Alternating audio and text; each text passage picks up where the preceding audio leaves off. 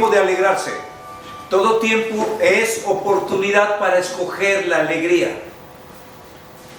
Ya la semana pasada hicimos una diferencia entre la diversión y la alegría. La diversión es pasajera y es amiga de la distracción. No queremos ese tipo de distracción que llene nuestra vida. Es válida, pero no es suficiente. La alegría es hermana del gozo. La alegría es hermana del entusiasmo. Así que la alegría es una disciplina que debes escoger. La alegría es una decisión. Así que todo tiempo es tiempo de escoger alegría. Pero empezamos la sesión anterior con la pregunta: ¿qué te alegra? ¿Qué te alegra? Porque lo que alegra es clave de cómo estás viviendo. Haciendo una recapitulación de lo que dijimos en la sesión anterior, la alegría tiene un poder en tu cuerpo impresionante. La alegría activa neurotransmisores. La alegría activa, pone a andar todo tu sistema endocrino. Y las hormonas empiezan a segregar hormonas, las glándulas. Ya hemos dicho en otras ocasiones que somos un costal de nueces y de almendras, porque la palabra glándula es eso, nuececita, almendra, eso significa glándula. Y estamos llenos de glándulas en todo el cuerpo. Así que somos un costal de glándulas, de nuececitas por todas partes. Algunas tan claves como la glándula hipófisis, la glándula maestra, pero otras glándulas, como cuando algo se te antoja y las glándulas salivales empiezan a segregar, o cuando hace calor, las glándulas sudoríparas empiezan a segregar. Estamos llenos de glándulas. Pues escucha esto: la alegría activa muchas de estas glándulas para que empiecen a segregar hormonas, es decir, opioides.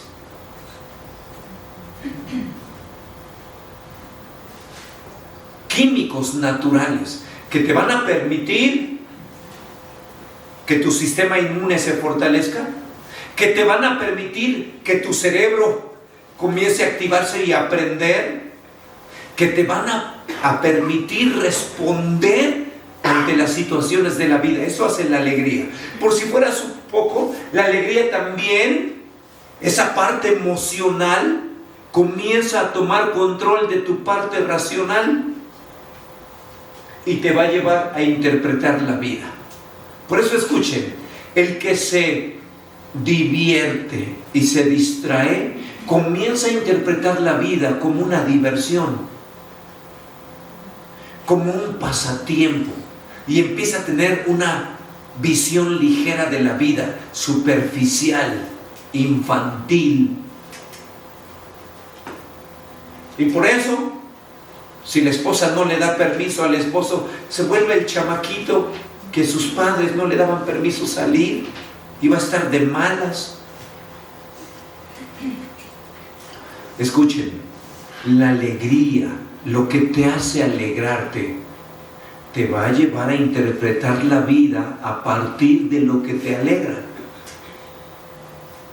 Y finalmente, las cosas que te alegran son un claro indicador de lo que llena tu vida, de lo que te interesa, de las cosas por las que vives. Entonces podríamos como cambiar ese dicho: dime qué te alegra y te diré cómo eres. Dime qué te alegra y te diré para qué vives. Porque ¿saben qué? Tendemos a concretar, y la alegría concreta nuestros deseos más intensos. Lo voy a repetir: la alegría te lleva a concretar tus deseos más intensos.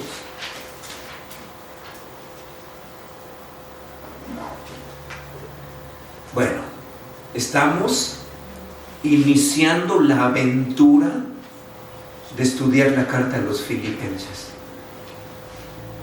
Una carta llena de motivos por qué alegrarse. Acompáñenos en esta aventura. Los que están conectados y no están aquí presenciales, los que van a ver este video, acompáñenos en esta aventura de estudiar la carta de los Filipenses. Porque algunos creen que la carta de los Filipenses nos da los secretos de cómo vivir la vida cristiana. Así que, sin importar en el punto en el que esté tu vida espiritual, la carta de los Filipenses te va a enseñar algunos misterios que necesitas conocer para vivir en gozo. Y por cierto, también vamos a extender este reto, que en cada semana estemos leyendo 20 veces la carta de los Filipenses. Esto es a razón de 4 veces diarias si quieres leer de lunes a viernes. Si quieres leer de lunes a domingo, estamos hablando de 3 veces diarias y el pilón, ¿no? Bueno, por favor, ya establecimos el bosquejo de Filipenses. El tema de Filipenses, escuchen esto: Cristo en nosotros. Esto ya es sobrenatural. Cristo en nosotros. No en mis creencias solamente, no en mis recuerdos, no en mis paredes, no en alguna colgaje que lleve yo por aquí. Cristo en mí. Ese es el inicio de la vida cristiana. Esa es la vida sobrenatural. Un espíritu divino viviendo en mí. Cristo en mí es la fuente de gozo y plenitud. Cristo en mí es la fuente de perdón y sanidad. Cristo en mí es la fuente de esperanza y de fe. Cristo en mí es todo lo que necesito. Pero Filipenses se está concentrando que Cristo en nosotros es esa fuente de gozo y plenitud. Por eso escúchame. Aquellos que están viviendo para lo que les divierte, si Jesús estuviera y los viera divertirse, les diría: todo aquel que tome de esa agua tendrá sed otra vez. Pero del agua que yo le daré, no tendrá sed jamás. Todo aquel que se divierta con esa distracción, volverá a tener vacío. Pero aquel que tenga el gozo que yo le daré, no volverá a estar triste jamás. Cristo es la fuente. Filipenses nos va a explicar eso. Por eso, la frase clave que escogemos de todos los versículos que están en Filipenses, escogimos esta: regocijaos en el Señor siempre. Otra vez digo, siempre es la oportunidad de regocijarnos. Así que este momento es la oportunidad de escoger el gozo. Filipenses se divide en 4 partes. La primera parte, capítulo 1, gozo en el sufrir.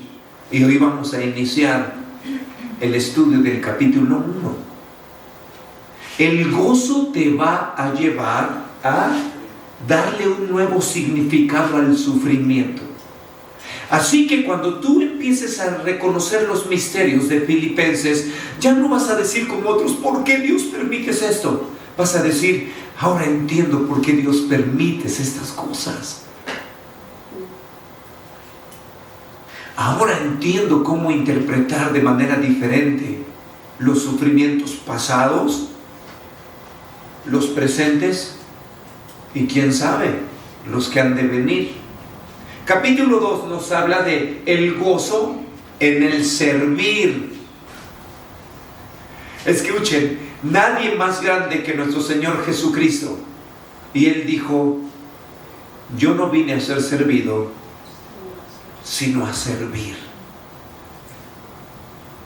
No vine solo a dar lo mío, lo que tengo, me vine a dar a mí mismo por servir.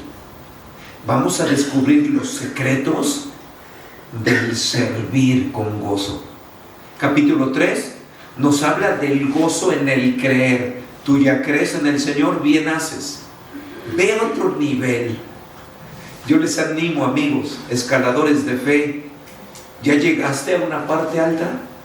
Vamos por otra más grande, más alta. El gozo en el creer. Escuchen, la verdadera ciencia es seguir conociendo a Dios. Y la ciencia no es estática, seguir conociendo misterios. Y capítulo número 4 nos habla del gozo en la generosidad, en desprendernos de lo que hemos trabajado, lo que has acumulado en tu vida, darlo a otros. Vas a entender secretos de la generosidad. Así que Pablo le escribe esta carta a quizá la primera iglesia de Europa. Escuchen esto. Antes de la iglesia en Filipos, todas las iglesias tenían una mayoría judía. La iglesia, como ya sabemos y como dice la Escritura, empezó con los judíos, porque dice la Biblia que la salvación es de los judíos. Y el Evangelio todavía trae salvación a todo el mundo, al judío primeramente y también al que no es judío.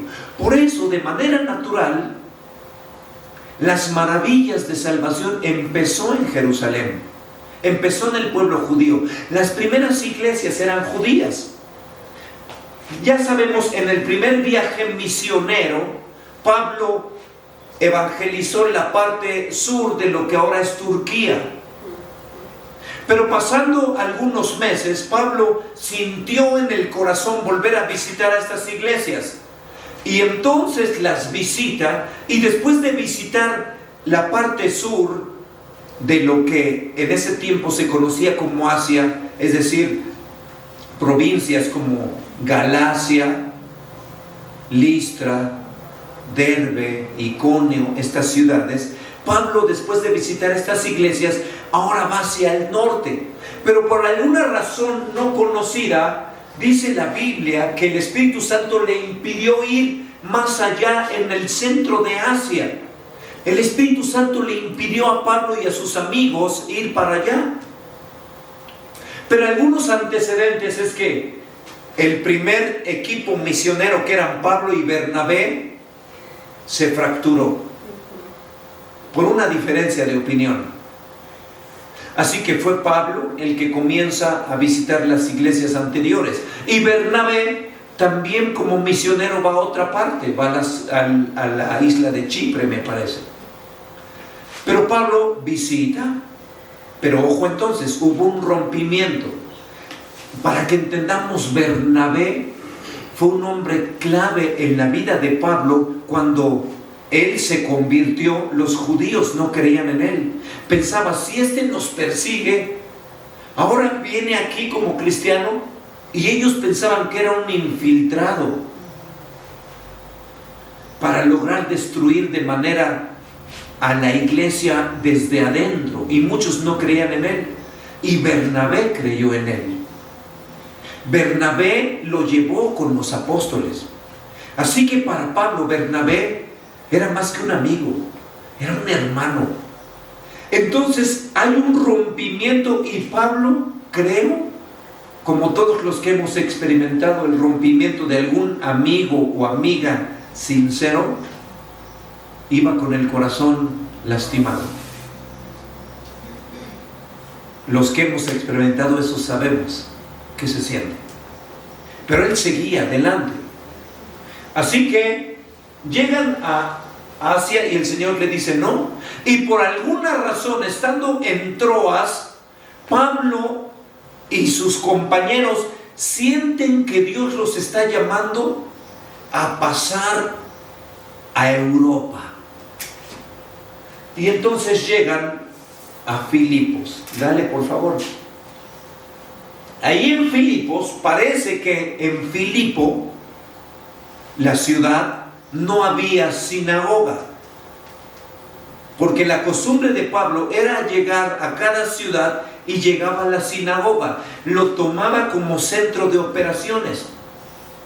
En cada ciudad donde había una sinagoga era señal de que había una comunidad judía lo suficientemente fuerte para que hubiera un centro de enseñanza.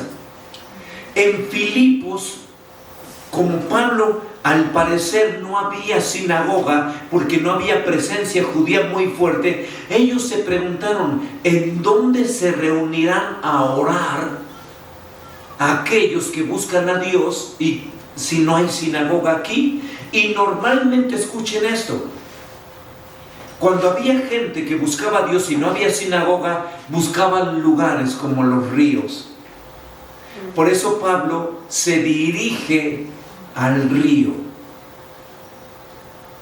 Y en el río ya se pueden imaginar que había una serie de actividades.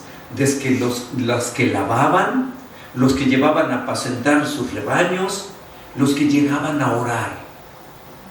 Ahora, para seguir entendiendo un poquito el trasfondo de cómo Pablo fundó la iglesia a los filipenses, voy a pedirles que vayamos al libro de los Hechos, capítulo 16, porque ahí se narra esa historia. Hechos capítulo 16.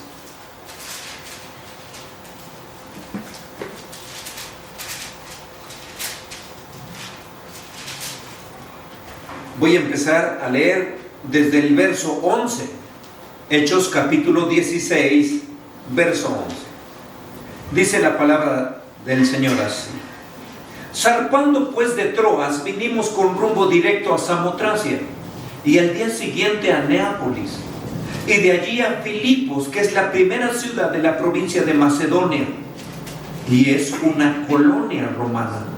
Y estuvimos en aquella ciudad algunos días, y un día de reposo salimos fuera de la puerta, junto al río, donde solía hacerse la oración.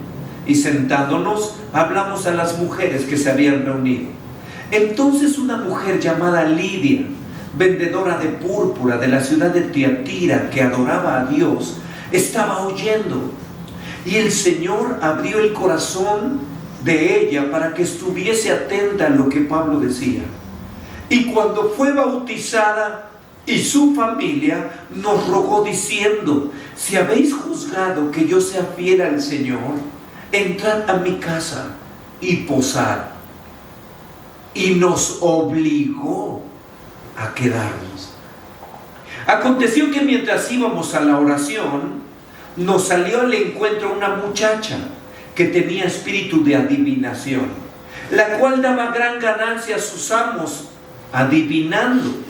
Esta, siguiendo a Pablo y a nosotros, daba voces diciendo: estos hombres son siervos del Dios Altísimo, quienes os anuncian el camino de salvación. Y esto lo hacía por muchos días. Mas desagradando a Pablo, este se volvió y dijo al espíritu: te mando en el nombre de Jesucristo que salgas de ella. Y el espíritu salió de ella en aquella misma hora. Pero viendo sus amos que había salido la esperanza de su ganancia, prendieron a Pablo y a Silas y los trajeron al foro ante las autoridades. Y presentándolos a los magistrados dijeron: estos hombres, siendo judíos, alborotan la ciudad y nos enseñan costumbres que no nos es lícito recibir ni hacer, pues nosotros somos romanos. Y se agolpó el pueblo contra ellos. Y los magistrados, rasgándoles las ropas, ordenaron azotarles con varas. Y después de haberlos azotado mucho, los echaron en la cárcel, mandando al carcelero que los guardare con seguridad. El cual, recibiendo este mandato, los metió en el calabozo de más adentro y les aseguró los pies en el cepo. Pero a medianoche, orando Pablo y Silas, cantaban himnos a Dios y los presos los oían. Entonces sobrevino de repente un gran terremoto, de tal manera que los cimientos de la cárcel se sacudían y al instante se abrieron las puertas, todas, y las cadenas de todos los presos se soltaron. Despertando el carcelero y viendo las puertas abiertas de la cárcel, sacó la espada y se iba a matar, pensando que los presos habían huido. Mas Pablo a gran voz diciendo: no te hagas ningún mal, pues todos estamos aquí. Él entonces, pidiendo luz, se precipitó adentro y temblando se postró a los pies de Pablo y de Silas, y sacándolos les dijo: señores, ¿qué debo hacer para ser salvo? Y ellos le dijeron: cree en el Señor Jesucristo y serás salvo tú y tu casa. Y le hablaron la palabra del Señor a él y a todos los que estaban en casa. Y él, tomándolos en aquella misma hora de la noche, les lavó las heridas, y enseguida se bautizó él con todos los suyos. Y llevándolos a su casa les puso la mesa y se regocijó con toda su casa de haber creído a Dios. Cuando fue de día, los magistrados enviaron alguaciles a decir: suelta a aquellos hombres. Y el carcelero hizo saber estas palabras a Pablo: los magistrados han mandado decir que se os suelte, así que ahora salid y marchaos en paz. Pero Pablo les dijo: después de azotarnos públicamente sin sentencia judicial y siendo nosotros ciudadanos romanos, nos echaron en la cárcel y ahora nos echan encubiertamente. No, por cierto, que vengan ellos mismos a sacarnos. Los alguaciles hicieron saber estas palabras a los magistrados, los cuales tuvieron miedo al oír que eran romanos. Y viniendo, les rogaron y sacándoles les pidieron que salieran de la ciudad. Entonces, saliendo de la cárcel, entraron en casa de Lidia y habiendo visto a los hermanos, los consolaron y se fueron. Bendito sea el Señor por su palabra. ¿No se emocionan al leer esto? ¿Vieron la serie de emociones que hay en esta carta? Un soldado que pensaba suicidarse diciendo: me van a matar de todas maneras, se me escaparon los presos. Y después de quererse suicidar, ahora se convierte en enfermero. Ahora con gozo se convierte en hospedador. Escuchen, si salen de la cárcel me van a matar. Y ahora él mismo saca a los presos, según él, los más peligrosos, porque los metió hasta la cárcel de gran seguridad. Y ahora él solito los saca y los lleva a su propia casa. ¿A dónde se fue el miedo de que lo mataran? Y ahora imagínense sus autores: tú los sacaste y los llevaste a tu casa y les diste de comer. Y se fue el miedo, porque el carcelero había encontrado algo más poderoso. Aquellos magistrados arrogantes, injustos, que juzgaron de manera injusta, de repente les entró un miedo. Aquella mujer migrante, porque vivía en Filipos, había dejado su ciudad en Tiatira, en Asia, había dejado a su familia y ahora vivía en Filipo, obligando a extranjeros a quedarse en su casa, porque sabían que hablaba de Dios. Esa muchacha, poseída por un demonio, trata de personas, hombres que la tenían esclava para su propio beneficio. Y la gente, en lugar de pedir, ¿dónde estaban esos magistrados que castigaban a aquellos que predicaban de la palabra? ¿Dónde estaban para castigar a esos hombres que traían a una muchacha peor que un animal para sacar ganancia de ella? ¿Dónde estaban esos magistrados? como muchos haciendo caso omiso.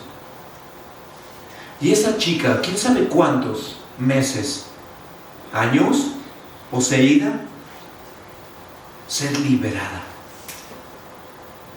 Su juventud empezaba,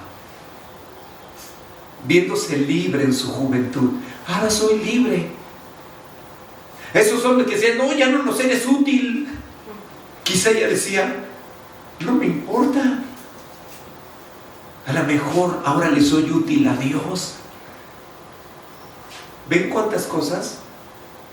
Algunos se preguntan por qué Pablo se enojó de que esta muchacha aparentemente les hacía publicidad. Porque el espíritu malo le hacía decir a la muchacha, estos son hijos del Dios viviente que anuncian el camino de salvación. A lo mejor Pablo diría, nos está haciendo buena publicidad por muchos días. No. Lo que el demonio estaba haciendo era que la gente creyera que estos eran como cualquier otro merolico. Estaba tratando de que el mensaje de Dios se demeritara. Porque mucha gente que le había esta muchacha dado con adivinación respuestas para algo que buscaba para su familia, su negocio, su matrimonio, qué sé yo, al escuchar que eran hijos de Dios, podía decir, parece que este mensaje de Pablo tiene algo que ver con este espíritu de adivinación. Por eso Pablo dice, basta ya. Bueno, uno se emociona al ver esto. Entonces ahí vemos a una mujer migrante, la primera convertida quizá de Europa. Ahí vemos, no sabemos si la joven endemoniada se convirtió al Señor, no lo sabemos, pero fue liberada. Yo tengo esperanza, es mi opinión, que viendo ese poder liberador ella haya tenido hambre y la podamos ver en el cielo algún día. Es mi esperanza. Ahí vemos a un hombre, un funcionario del gobierno, un encargado de la seguridad, convertirse con su familia. Eso eran los primeros convertidos. Ya vemos entonces que era una ciudad sin presencia judía aparentemente. Y vemos, dale por favor a la presentación, vemos que comienza a haber intereses de la gente que estaba siendo afectada. Los demonios vieron afectado su obra en esa ciudad. Los adivinos por dinero vieron afectada la fuente de ganancias. Los magistrados injustos teniendo miedo. Porque escuchen, ya Lucas nos dijo que la ciudad de Filipo era una colonia romana. Es decir, es como si fuera una Roma chiquita. Roma, cualquier alboroto pequeño en esa ciudad, el ejército iba a venir inmediatamente a poner orden. Por eso esos magistrados, cuando vieron que Pablo, más bien los adivinos causaron alboroto, porque Pablo no causó alboroto, Pablo traía liberación, y los adivinos causan el alboroto. Los magistrados deberían saber bien que esos eran no solo adivinos, sino eran abusivos y eran alborotadores. Ellos deberían de saber eso. Pero veían sus intereses afectados. Y miren que Pablo, por favor, Pablo echa mano de recursos espirituales, de expulsar demonios, de predicar la palabra, pero Pablo también sabiamente echa mano de recursos legales. Dice, a ver, todo esto que estás haciendo como magistrado es ilegal. Pablo, siendo ciudadano romano junto con Silas, conocía sus derechos. Por eso aquí entre paréntesis, los cristianos tenemos que ser de los ciudadanos que más conocemos nuestros derechos. Aquí mismo, cuando estudiamos la carta a los Corintios, hablamos de algunos derechos constitucionales que tenemos. Lo voy a repetir, los cristianos debemos conocer mejor nuestros derechos constitucionales, como Pablo lo sabía. Así que Pablo dice, no, de ninguna manera, yo soy ciudadano romano y no me trataste como ciudadano romano, me trataste como un criminal, y hasta los criminales tienen derecho de un juicio justo, y tú no me hiciste juicio justo. Así que Pablo echa mano de esto. Bueno, así que vemos que el evangelio comienza a trastornar poderosamente una ciudad y se estaba acercando al imperio romano. Una iglesia formada desde el principio con distintivos de generosidad. ¿Vieron lo que hizo Lidia? Quédense en mi casa, les ruego. Abrió su casa generosamente. Lo mismo hizo el carcelero. Vengan a mi casa.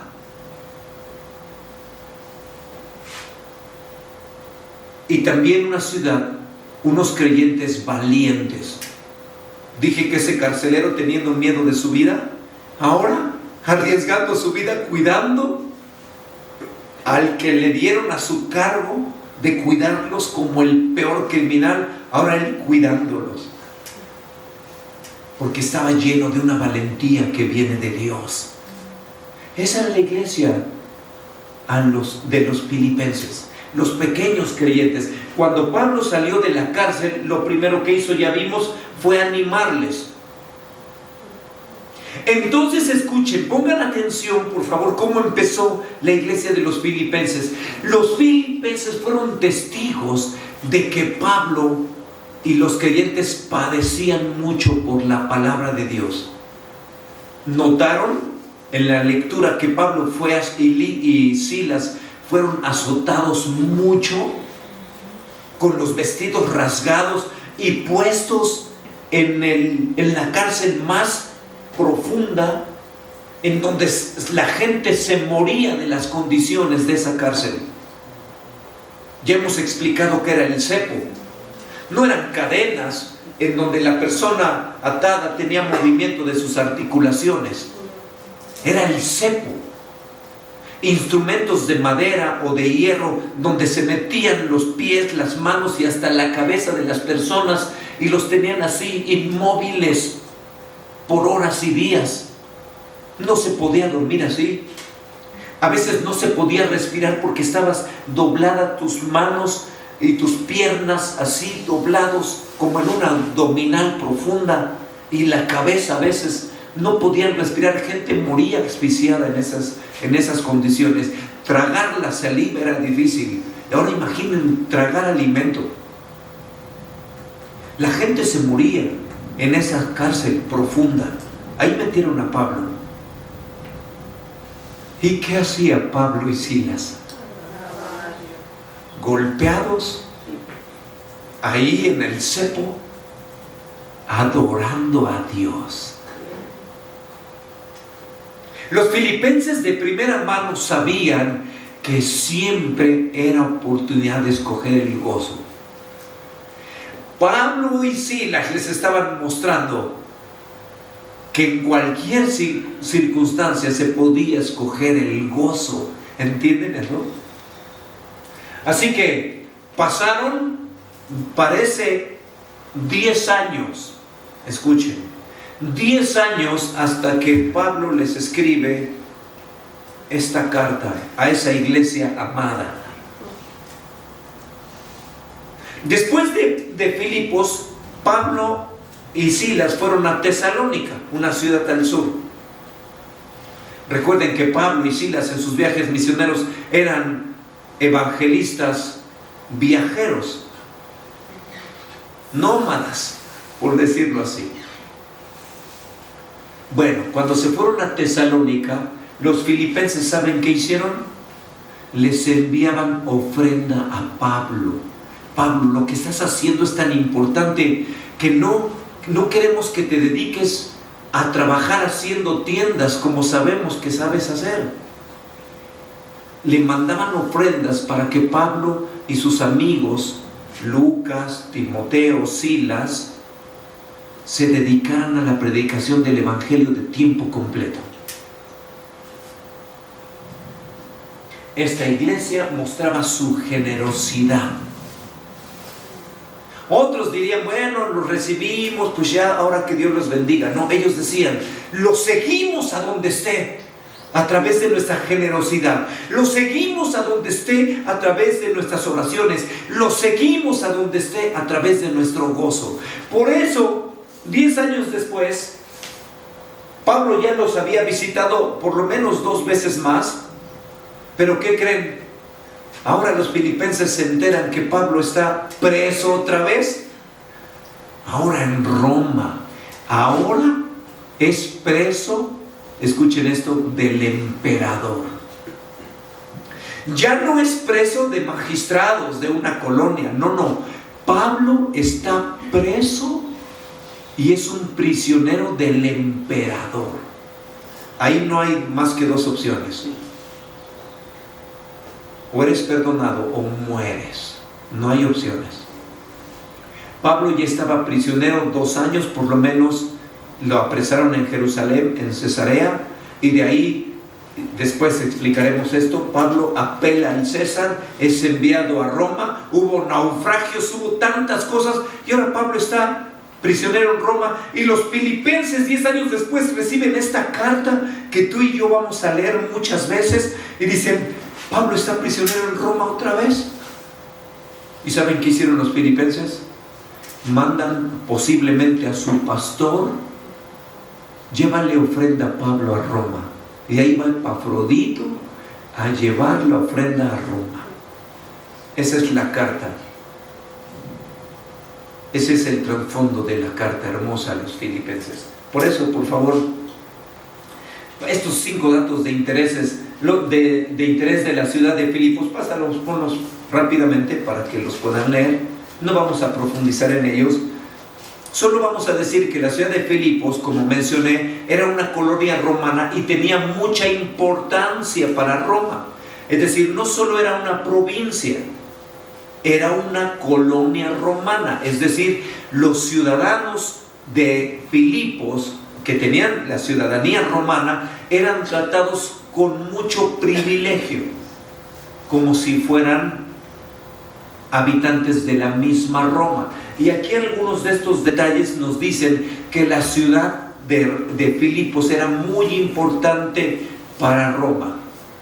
Entre paréntesis, escuchen, había un dicho y todavía se utiliza: todos los caminos llevan a Roma. Así que a partir de Roma, el imperio establecía caminos para comunicar todas las ciudades de su imperio y tener control. Uno de los caminos más importantes era lo que se conocía como la Vía Egnatia, allá en el número 5. La Vía Egnatia, es decir, era una carretera asfaltada quizá por piedras, pero que duraba décadas y hasta siglos. Todavía hay partes de esa Vía Egnatia. Esta carretera, diríamos que era una de las supercarreteras del imperio. Iba de Roma hasta lo que es actualmente Estambul, Turquía, hasta Bizancio en ese tiempo. Más o menos, para que nos demos una idea, era una carretera de aquí aproximadamente a Coahuila, de aquí de Puebla a Coahuila. Y cada aparentemente 1500 kilómetros había columnas más o menos de 2 metros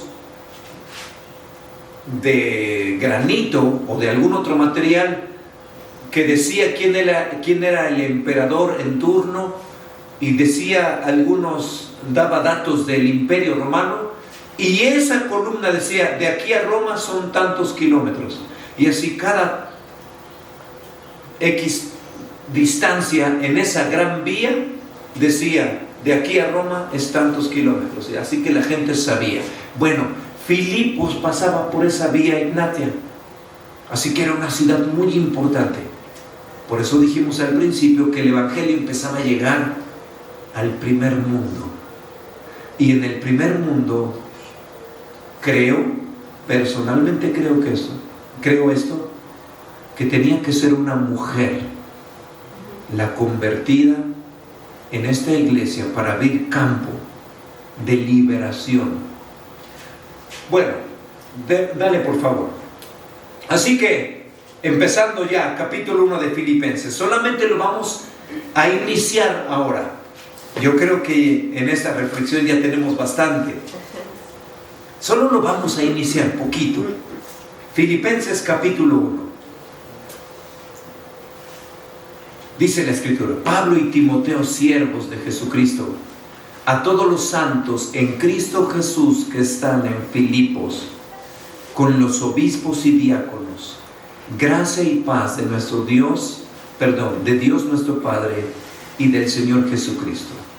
Doy gracias a mi Dios siempre que me acuerdo de vosotros, siempre en todas mis oraciones, rogando con gozo por todos vosotros. Hasta ahí la lectura. Pablo inicia su carta estableciendo el fundamento de la carta. Cada vez que piensen ustedes, se produce un gozo espiritual en mí. Así que aquí viene uno de los primeros secretos para que tú escojas el gozo. Alégrate en los planes de Dios en tu vida y en la de los demás. Escucha esto. Hay un plan que Dios tiene para ti. Es un plan personalizado. Pablo dice: me acuerdo siempre de ustedes en mis oraciones. Lo primero que se produce en mí es gozo. ¿Saben por qué? Porque miren lo que dice, por favor, en el capítulo 1, verso 6. Estando persuadido de esto, que el que comenzó en vosotros la buena obra, la perfeccionará hasta el día de Jesucristo. Pablo dice: tengo gozo cada vez que me acuerdo de ti, porque cada vez que pienso en ti me acuerdo que hay un plan. Por favor, y con esto vamos a terminar. Este 2024, que es cuando estamos grabando y dando esta conferencia, ¿cuáles son tus circunstancias? Las de Pablo: estaba prisionero en la cárcel, con riesgo de ser condenado a muerte. Esas eran las circunstancias en el año 61 después de Cristo para Pablo. No solo eso, Epafrodito, el que le llevó la ofrenda, estuvo en condición de morir. Esas eran las condiciones de Pablo. Pregunta para ti en este 2024: ¿cuáles son tus condiciones personales? Escucha, no te quedes interpretando tu vida a partir de las condiciones actuales. Pablo dice: yo no estoy interpretando mi vida a partir de estar aquí en esta cárcel. No estoy interpretando tu vida, filipense, a partir de tus condiciones. Sé que hay un plan que empezó antes de que tú nacieras. Dios tiene un plan para ti, que ese plan, cuando venga el día de Cristo, se va a concluir esa obra. Y en este momento Dios la está perfeccionando. Así que quiero terminar esta plática esta mañana ahora. No interpretes tu vida a partir de tus circunstancias presentes. Entiende que hay un plan que Dios ya echó a andar y que va a cumplir cuando Cristo regrese, y que en este momento Dios lo está perfeccionando, sin importar cuál es tu fidelidad, si has creído en Él o no. Tienes que entender que hay un plan mejor para tu vida que se está perfeccionando. Si entiendes eso, interpretas tu vida a la luz de ese plan, te aseguro que la alegría no te va a abandonar. Escoge el gozo. Siempre es una oportunidad. Que Dios les bendiga.